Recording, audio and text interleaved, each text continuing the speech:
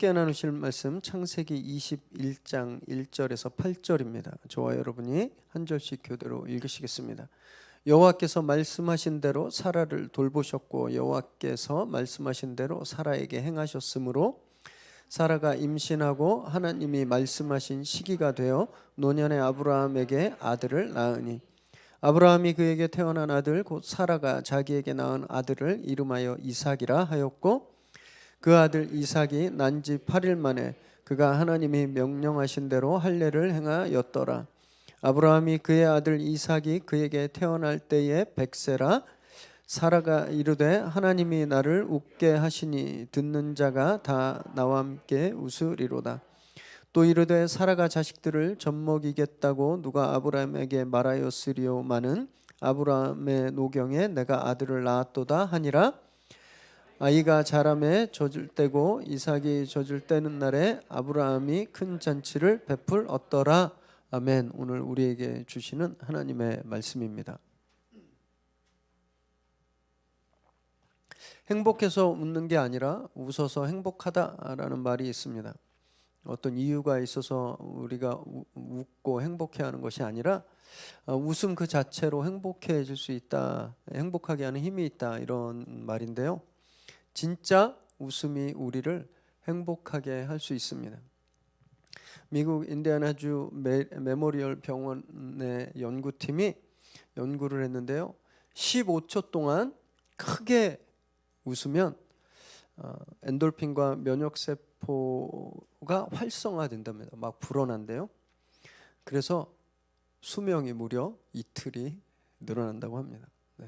장수하길 원하시는 분들 하루에 15초씩 계속 웃으세요. 20년 동안 이 웃음을 연구한 리버트 박사라는 분이 있는데 이분이 실제 웃는 사람의 혈액을 분석해 보았습니다. 그랬더니 바이러스나 암세포를 공격하는 킬러 세포가 있어요. NK 세포가 있는데 웃을 때 이것이 막 갑자기 활발하게 막 움직인다고 해요. 일본의 오사카 대학원의 신경기능학 팀도 연구를 했습니다. 웃으니까 병균을 막는 항체인 감마 인터페론이 우리 몸에서 분비가 된다고 해요. 그래서 바이러스에 대한 저항력이 향상되고 세포 조직이 강화되었다라는 결과를 얻었습니다. 저희 교회가 너무너무 감사하게 코로나 시기를 잘 버텨왔잖아요. 잘 웃어서 그런가 봐요. 그죠? 제 그 수준 높은 농담으로 성도님들 많이 웃으시니까 그런 거 아닌가? 이런 생각 해봤습니다. 특히 웃음이 편두통에 좋다고 합니다. 웃으면 이 혈류량이 증가한데요. 산소 공급을 늘려줘서 진통제 역할을 하는 엔돌핀, 엔케팔린, 옥시토닌 같은 신경 전달 물질이 막 분비된대요. 그래서 진통 효과를 낸다고 합니다. 또 이 웃는 것이요 굉장히 하기 쉬운 그리고 효과적인 유산소 운동이라고 합니다. 우리가 웃기 시작하면 우리 몸에 무려 231개의 근육이 움직인다고 합니다. 엄청나게 많은 근육이 움직여요. 얼굴 뭐 몇 조각 움직이는 게 아니라는 거예요.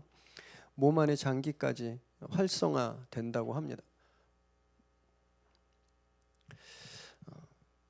막 달리기 할 때처럼 폐를 세척해 준대요. 폐 속에 나쁜 공기가 다 빠져나가고 신선한 공기가 유입돼서 혈액순환도 원활해지고.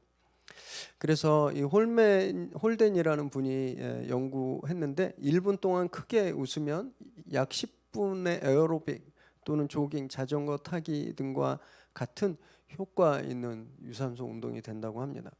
시간이 없어서 운동 못 하시는 분은 혼자 방에서 1분 동안 막 웃으세요. 네. 살 빠지는 도움이 될 겁니다. 여기에 더해서 만약에 웃으면서 막 이렇게 박장대서 손을 막 치면서 웃으면 더 효과가 좋다고 합니다. 손가락을 자극해가지고 심장과 기관지 관련 질환 예방에 도움을 준다. 교회 다니는 분들이 대부분 굉장히 건강하고 또 동안이고 또 장수하시는 이유가 그런 것 같아요. 우리 찬양하면서 맨날 이렇게 손뼉 치시잖아요.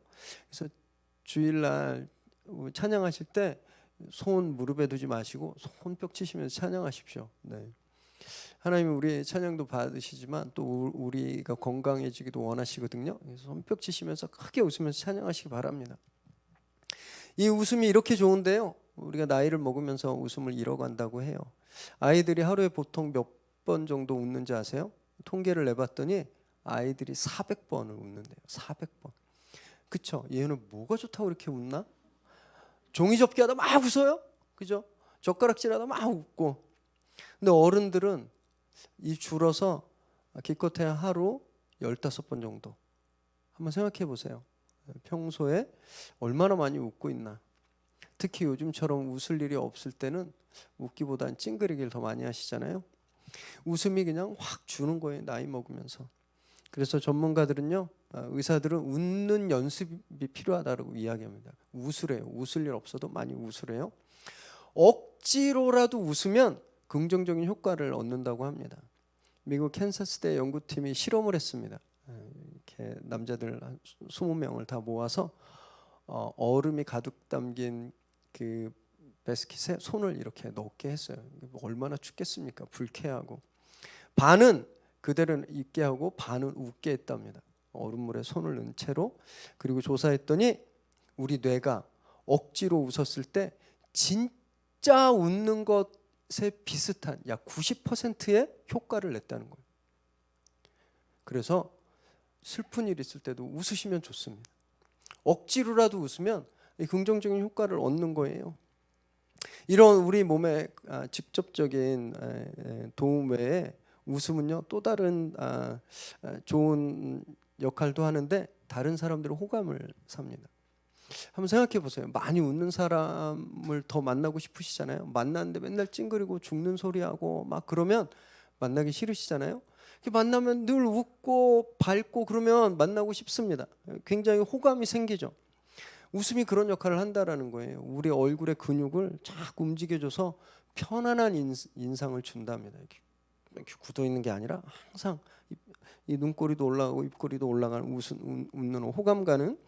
그래서 통계를 내보니까 잘 웃는 사람일수록 데이트 횟수가 많더라라는 결과가 있습니다. 싱글 분들 많이 웃으십시오. 기회가 있을 줄 믿습니다. 싱글이 아닌데 아멘 하시면 어쩌라는 건지 잘 모르겠습니다. 우리 옛말에도 이런 말이 있습니다. 일소일소 일로일로. 한 번 웃으면 한 번 한 번 어려지고 한 번 화내면 한 번 늙어진다 이런 말인데 이게 괜히 있는 게 아니에요. 현대 과학이 이걸 검증하고 있잖아요. 그래서 제가 말씀을 준비하면서 어제 야외 예배 참석하셨던 우리 성도님들은 한 최소 1년 정도는 수명이 좀 늘지 않았을까 이런 생각을 해봤습니다. 아직 사진 보정 작업이 다 끝나지 않았는데요. 좀 몇 장 가져왔습니다. 한번 좀 보세요. 네.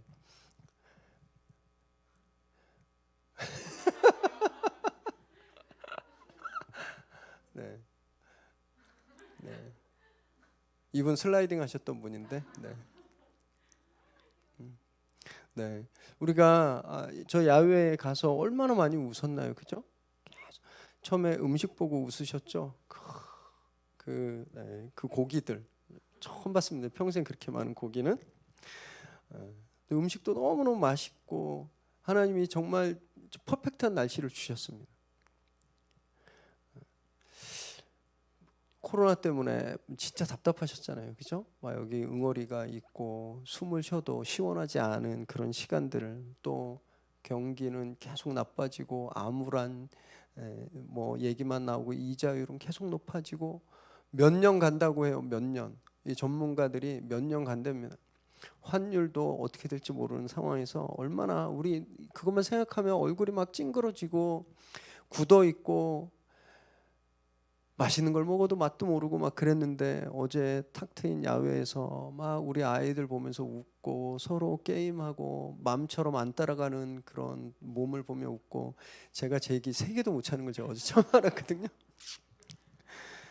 그렇게 크게 웃으니까 막 이 안에 있던 응어리들이 다 빠져나가고 우리 다 힐링 받은 그런 시간이었잖아요.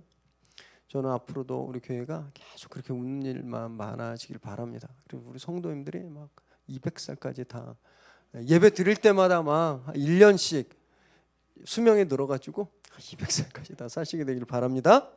네. 꼭 오래 사는 게 좋진 않지만 건강하게 사시기 바랍니다. 오늘 본문에서 하나님이 사라에게 그런 웃음을 주십니다. 평생의 한을 씻어주시고 힐링을 주세요. 말씀을 나누실 때 하나님께서 우리에게도 웃음을 주시는 그런 시간을 소망하시기 바랍니다. 1절 2절 읽습니다. 시작. 여호와께서 말씀하신 대로 사라를 돌보셨고 여호와께서 말씀하신 대로 사라에게 행하셨으므로 사라가 임신하고 하나님이 말씀하신 시기가 되어 노년의 아브라함에게 아들을 낳으니 드디어 사라가 아들을 낳았습니다. 하나님께서 아들을 주겠다고 한 후로부터 무려 25년이 지난 지금 아들을 낳았어요. 사라가 어땠을까 한번 생각해 봤습니다.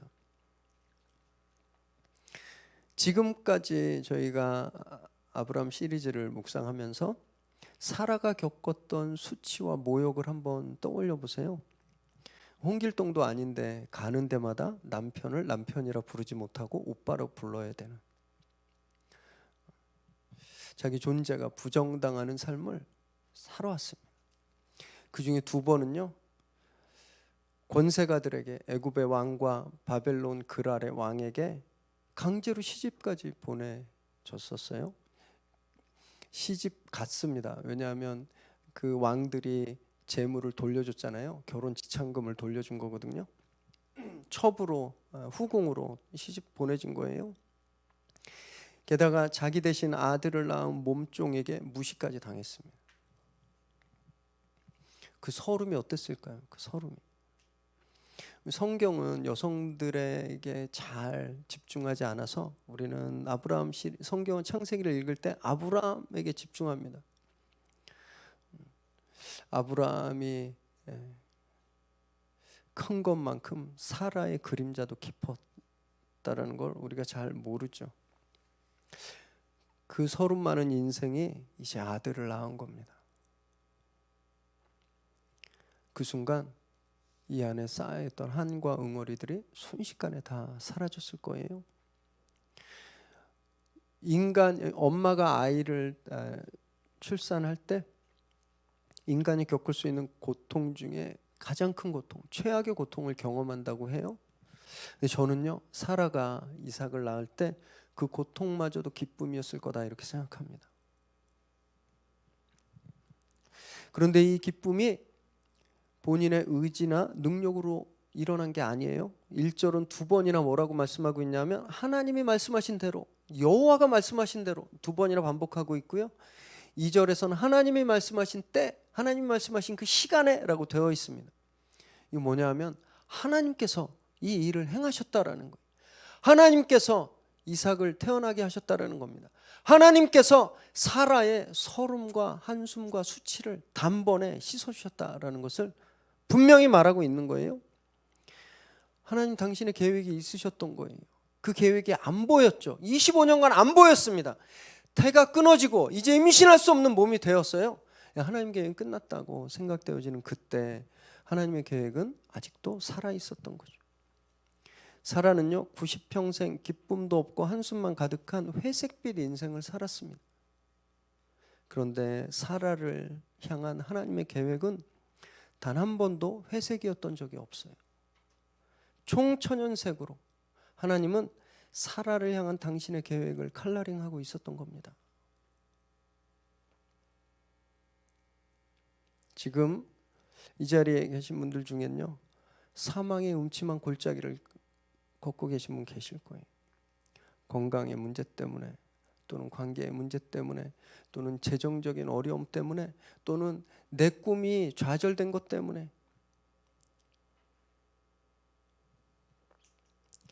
사라처럼 다 끝났다, 더 이상 소망은 없다 이렇게 생각되는 분 계실 겁니다. 그러나 죽은 고목 같았던 아브라함과 사라에게 아들을 주신 하나님을 믿으시기 바랍니다. 우리는 할 수 없지만 하나님은 하실 수 있습니다. 하나님은 당신이 하신 말씀을 어떤 조건에서도 단 한치의 오차도 없이 성취하시는 분이세요. 그분의 말씀은 영원히 변치 않으십니다. 하나님 우리를 사랑하신다고 말씀하셨습니다. 내가 너를 지키겠다고 말씀하세요. 내가 너의 산성 되겠다고 말씀하십니다. 하나님 이 말씀을 지키고 계시는 것을 믿으시기 바랍니다. 비록 내 삶은 온통 그레이고 어딜 봐도 기쁨이 없는 그런 조건일지라도 하나님은 나를 위한 컬러풀한 그림을 큰 캔버스에 그리고 계심을 믿으시기 바랍니다. 하나님 말씀은 다 성취되었어요. 그리고 성취되어 가고 있고 반드시 이루어질 것을 믿으시기 바랍니다. 3절과 4절 읽습니다. 시작. 아브라함이 그에게 태어난 아들 곧 사라가 자기에게 낳은 아들을 이름하여 이삭이라 하였고 그 아들 이삭이 난 지 8일 만에 그가 하나님이 명령하신 대로 할례를 행하였더라. 아브라함은 사라가 낳은 아들을 웃음이라는 뜻의 이삭이라고 이제 이름을 짓습니다. 그리고 하나님께서 명령하신 대로 태어난 지 8일째 할례를 행해요. 기억해 보시면 창세기 18장에 아브라함이 세 천사를 환대했을 때 천사 중에 한 명이 천막 안에서 아브라함에게 내년 이맘때 사라가 너에게 아들을 낳아줄 거다라고 말했습니다. 그때 사라가 그걸 엿듣고 있다가 피식 웃었죠. 비웃었어요. 아니 어떻게 아기를 낳아? 내가 나이가 몇인데? 천사가 그 말을 듣고 사라를 꾸짖죠. 18장 15절에 보니까 꾸짖으니까 사라가 두려운 거예요. 어떻게 내 말을 들었지?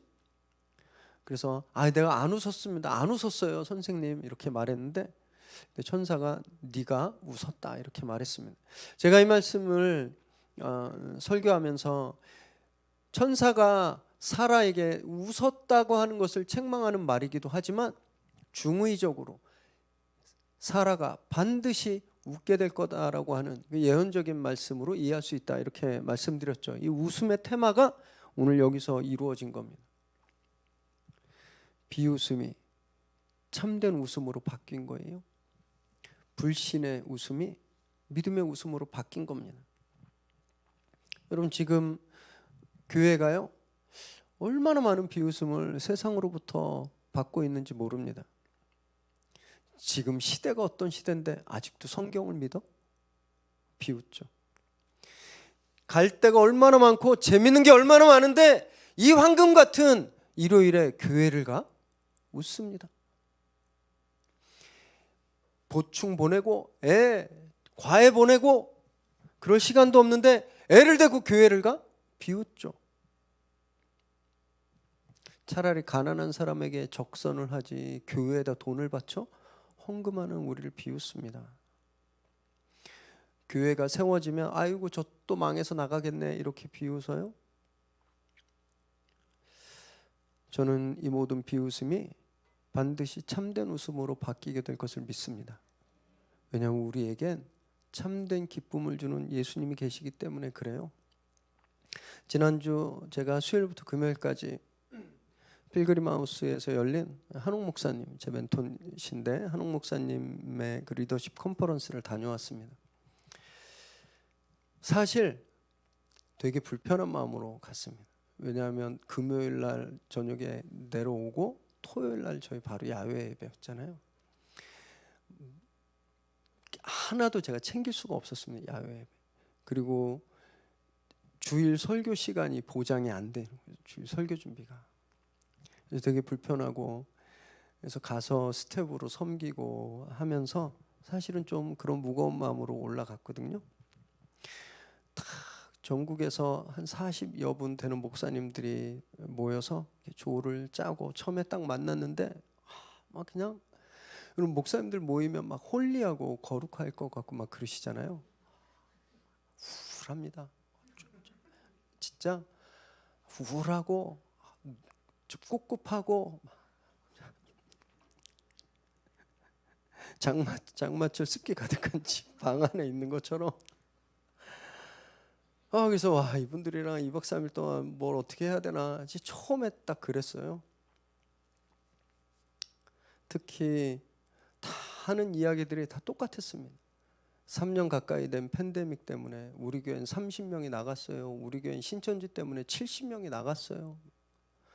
우리 교회는 월세를 150% 올려달래요. 막 이런 얘기들 막. 너무너무 우울하고 답답했어요.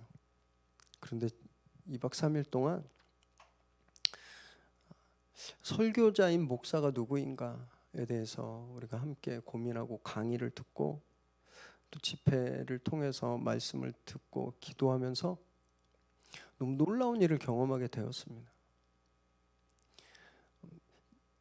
제가 나이가 좀 어린 축에 들 정도로 나이가 많으신 목사님들이 오셨는데 이분들이 그 딱딱한 바닥에 무릎 꿇고 눈물 흘면서 막 기도하는 거예요.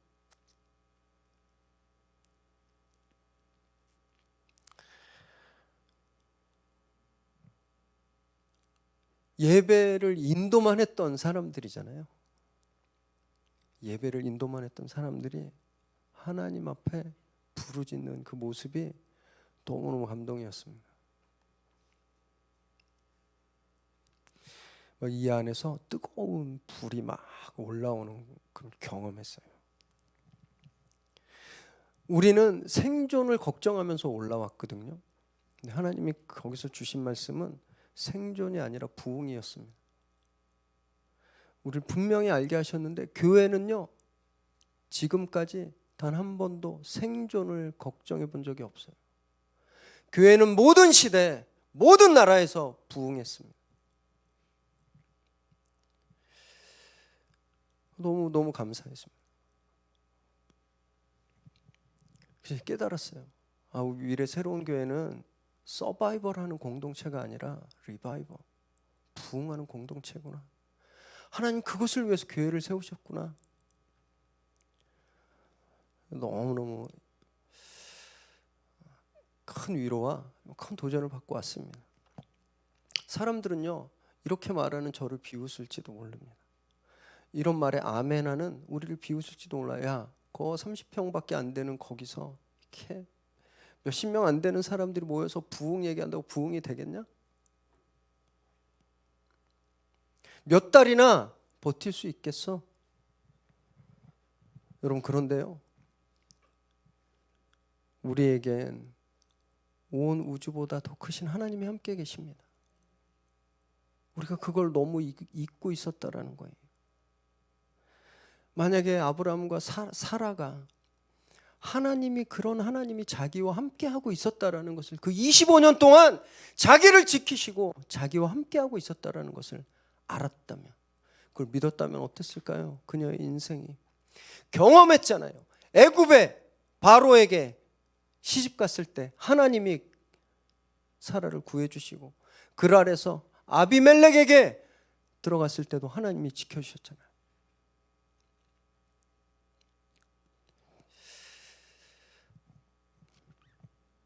여러분, 사이즈는 문제가 되지 않아요. 누가 함께 하시는가가 문제인 겁니다. 여러분, 하나님이 우리와 함께 하심을 믿으시기 바랍니다. 우리는 늘 걱정거리가 나와 함께 있다고 생각합니다. 아침에 눈 뜨면 그 걱정거리와 함께 일어나서 세수하고 밥 먹고 하루 종일 생활합니다. 그리고 걱정거리와 함께 잠들잖아요. 함께 있는 대상을 바꾸시기 바라요. 아침에 눈 떠서 말씀과 세수하시고 말씀과 식사하십시오. 말씀과 하루 종일 동행하시기 바랍니다. 말씀과 함께 잠드시기 바라요. 그래야 여러분, 우리가 소망이 생기는 겁니다. 꿈과 비전은 믿는 것만큼 보입니다. 믿는 것만큼 꿈꿀 수 있고 믿는 것만큼 볼 수 있는 거예요. 위례 새로운 교회의 부흥을 꿈꾸시길 바랍니다. 믿으시기 바라요. 여러분들 삶의 회복을 믿으시기 바랍니다. 불가능한 것이 없으신 하나님께서 그렇게 행하실 줄 믿으시기 바랍니다. 그리고 그 꿈이, 비전이 반드시 이루어지게 되기를 주님의 이름으로 축원합니다. 5절 읽습니다. 시작. 아브라함이 그의 아들 이삭이 그에게 태어날 때 100세라. 이삭이 태어났을 때 아브라함의 나이가 100세였다고 다시 한번 강조합니다. 그럼 여기서 잠깐, 사라의 나이는 몇 살이었을까요? 둘이 몇 살 차이 나죠? 띠동갑은 안 났습니다. 10살. 네. 사라는 90이죠. 사라와 아브라함이 아이를 그 생산할 능력이 완전히 없다라는 것을 다시 한번 확인하고 있는 거예요. 그래서 이삭을 낳은 것은 그들의 능력, 그들의 노력이 아니라 하나님이 하신 일이다라는 것을 우리에게 다시 한번 선언하고 있는 겁니다. 아브라함과 사라가 무슨 부림 클리닉에 다녔나요? 명의 좋은 소문난 산부인과 가서 뭐 테스트하고 막 그러지 않았죠? 불로장생초 같은 무슨 전설적인 명약을 먹고 임신한 거 아닙니다. 그들은 할 수 없었어요. 그들의 한계는 이미 끝났습니다. 하나님의 은혜 때문에 이 일이 가능한 거죠. 여러분, 이렇게 소망이 끊어진 상태, 모든 것이 한계에 다다랐을 때 태어난 아기 이삭은요, 예수 그리스도를 통해서 우리에게 주어진 구원, 그 기쁨, 그것의 프리뷰입니다. 그것의 예고편이에요. 아브라함과 사라가 아무것도 할 수 없었을 때 전적으로 하나님의 은혜로 기쁨의 웃음의 아이를 출산했잖아요. 이것과 똑같이 죄 때문에 우리가 아무것도 할 수 없었을 때, 죄에 사로잡혀서 우린 숨 쉬는 것도 죄밖에 지을 수 없는 그런 소망이 끊어지고 살 길이 완전히 막혀있던 그때 하나님께서 예수 그리스도를 우리에게 보내주셔서 우리를 살게 하셨습니다. 할렐루야. 로마서 6장 23절 읽습니다. 시작. 죄의 삭은 사망이요 하나님의 은사는 그리스도 예수 우리 주 안에 있는 영생이니라. 죄 때문에 죄의 삭은, 죄의 결과는 죽는 거예요. 우린 죄 때문에 다 죽는 거예요. 그런데 하나님의 은사, 이 은사는 영어로 기프트입니다. 하나님이 우리에게 예수님을 선물로 주셨어요. 저와 여러분에게 선물로 예수님을 주셨습니다. 그래서 우리에게 생명을 주셨어요. 우린 여기에 아무것도 한 일이 없습니다. 할 수 있는 게 아무것도 없었어요. 오직 하나님의 전적인 은혜죠. 그래서 우리는 겸손해야 됩니다. 이 은혜 앞에 겸손해야 돼요. 여러분, 만약에 아브라함과 사라가 100세가 아니라 한 50세쯤 이삭을 낳았다고 생각해 보세요. 물론 아이를 주셔서 감사하다고 하나님께 감사하다고 기도는 했겠지만 다른 한편으로는요, 당연하다고 생각했을 겁니다. 내가 그럴 능력이 있었으니까 낳지 생각했겠죠. 그러나 그들이 한계에서, 아무것도 할 수 없는 그 한계에서 하나님의 은혜를 경험하자 하나님을 찬양하고 하나님께 진심으로 감사한 삶을 살게 되는 겁니다. 여러분, 우리는요, 한계에 이르는 순간 그때 하나님의 역사를 경험하게 되는 겁니다. 내가 무엇을 할 수 있다고 생각할 때는 하나님의 역사를 경험할 수가 없어요. 내가 무엇을 하려고 노력할 땐 절대 하나님의 섭리를 경험할 수가 없는 겁니다. 내 한계에 딱 다다랐을 때, 나 이제 진짜 아무것도 못하겠다, 내가 할 수 있는 게 아무것도 없다라고 하는 그 순간 하나님의 역사가 빛나는 겁니다. 그래서 계속 낮춰야 되는 거예요. 몸을 계속 낮춰야 됩니다. 내가 할 수 있다라는 것을 계속 버려야 됩니다. 이 겸손이 우리에게 필요한 거예요. 물을 부으면 높은 곳부터 채워지나요? 물이 흘러서 낮은 곳부터 채워지죠. 하나님의 은혜도 가장 낮은 곳부터 채워지는 겁니다. 늘 말씀 앞에서 겸손의 한계치에 다다르기 바랍니다. 낮을 수 있을 만큼 낮아지시기 바랍니다. 그래서 우리를 채우시는 하나님의 은혜를 다 경험하시기를 주님의 이름으로 축원합니다. 6절 7절 읽습니다. 시작. 사라가 이르되 하나님이 나를 웃게 하시니 듣는 자가 다 나와 함께 웃으리로다. 또 이르되 사라가 자식들을 젖먹이겠다고 누가 아브라함에게 말하였으리오마는 아브라함의 노경에 내가 아들을 낳았도다 하니라. 사라가 하나님이 나를 웃게 하셨으니까 다른 사람도 나처럼 웃을 거다 선포하죠. 여러분, 지금까지 사라가 무슨 얘기를 했는지 기억하시나요? 사라는요, 딱 2번만 이야기했습니다. 천사가 애 낳게 하겠다고 했더니 비웃었어요. 부정적인 말을 했습니다. 이스마엘 때문에 하갈한테 모욕당하자 아브라함에게 불평했어요. 날 이렇게 대하게 할 거야? 이렇게 진짜 할 거야? 사라가 지금까지 했던 말은 부정적이고 불평적인 말이었습니다. 그런데 지금 사라가 기쁨의 선언을 하고 있는 거예요. 창조적인 말을 하고 있는 겁니다.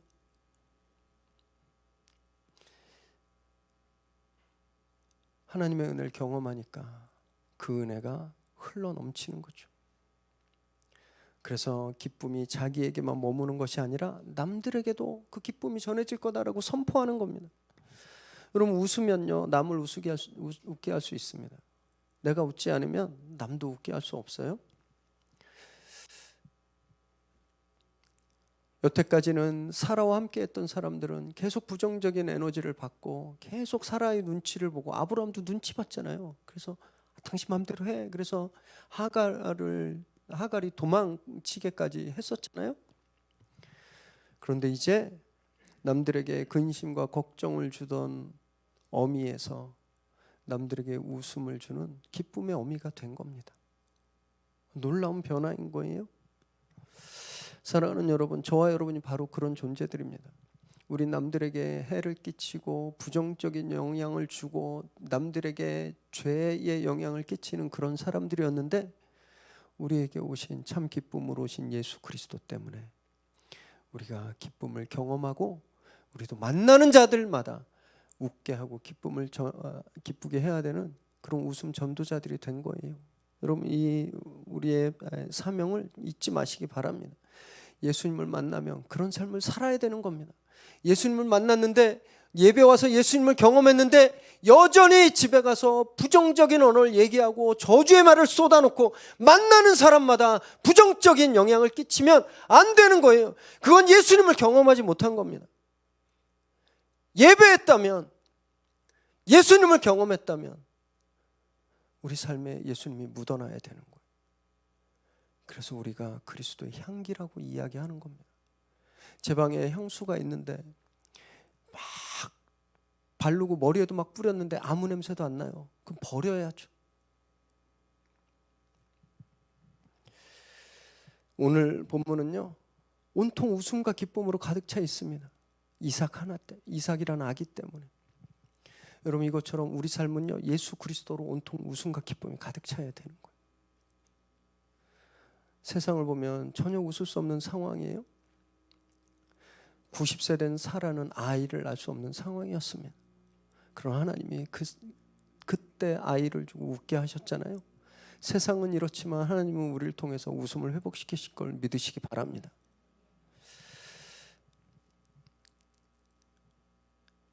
날마다 말씀 앞에서 우리의 기쁨 되시고 우리 웃음의 이유 되시는 예수 그리스도를 경험하시기 바랍니다.